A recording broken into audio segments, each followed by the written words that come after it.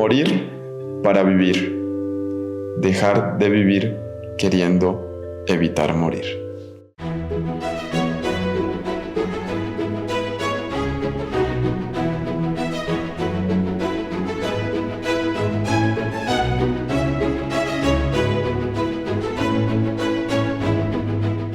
Muy queridos amigos, Salve María. Nos encontramos aquí para juntos meditar al respecto de la liturgia de este quinto domingo del tiempo de Cuaresma. Vamos llegando a la cima y esta liturgia nos propone analizarnos más a fondo. En la primera lectura, en el libro del profeta Jeremías, vemos cómo Dios escribe su ley en el fondo de nuestros corazones y esa ley nos da la capacidad de reconocer la voz de Dios. Es decir, cuando nosotros tenemos esa delicadeza de conciencia, de ser rectos en nuestros actos, vamos a aprender a reconocer la voz de Dios que nos va a indicar el camino. Indicar el camino, aunque esto cueste. Eso es lo que encontramos en el Evangelio.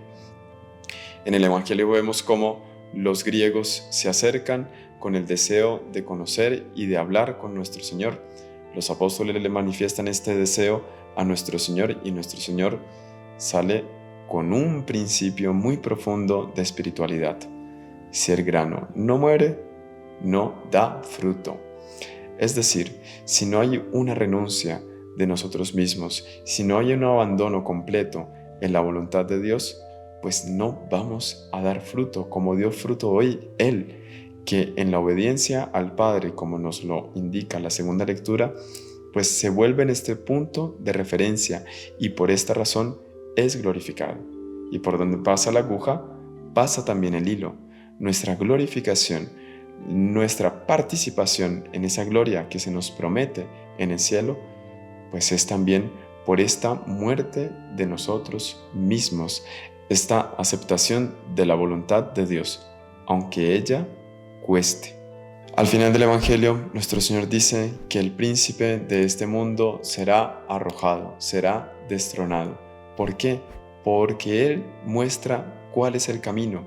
Los griegos, en este contexto histórico en el cual se da este hecho del Evangelio, pues era un pueblo muy mundano, que pensaba que la felicidad era mente temporal y vivía según esa creencia, una degradación total de las costumbres. ¿Por qué?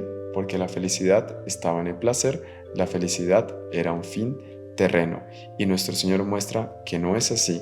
En nuestra vida nos deparamos con pruebas difíciles que nos dan miedo, pero que aceptando y abandonándonos en la voluntad de Dios, pues vamos a alcanzar esa gloria. Pero antes vamos a usar ese instrumento que nuestro Señor usó, que es la propia cruz. En ese tiempo final prácticamente de este tiempo de Cuaresma se nos propone esa obediencia delicada a la voluntad de Dios. Es decir, que sepamos analizarnos, que sepamos vigilarnos incluso en nuestros pequeños actos, evitar, por ejemplo, los pecados veniales, porque estos permitidos con poca vigilancia van preparando el terreno para el pecado mortal. Un rey David, por ejemplo, quien compone este Salmo 50 que meditamos el día de hoy, un salmo penitencial. Señor, crea en mí un corazón recto, un espíritu recto, un corazón puro. Pero él cayó, él era inocente.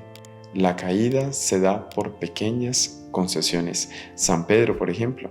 ¿Cómo fue la caída de San Pedro? Primero, presunción. Señora, a donde tú vayas, yo iré. Él se juzgó muy fuerte. Segundo, falló en la piedad. Nuestro Señor le decía, vigilad y orad para no caer en la tentación. Le faltó piedad. Él en el huerto de los olivos durmió. Y después imprudencia. No vigiló. Él entró en un círculo que no le era propio para su práctica de la virtud. Por calentarse en una fogata, fue imprudente y cayó, negó a nuestro Señor. Es un proceso y a estas alturas de la Cuaresma la liturgia nos propone ser delicados en la obediencia a la voluntad de Dios, obedecer en las pequeñas cosas, porque éstas preparan los grandes actos de virtud. evitar las imperfecciones, evitar el pecado venial, porque estos preparan el terreno para el mortal. Si alguien tuvo delicadeza de conciencia, si alguien practicó en grado heroico esta virtud de la rectitud, fue María Santísima.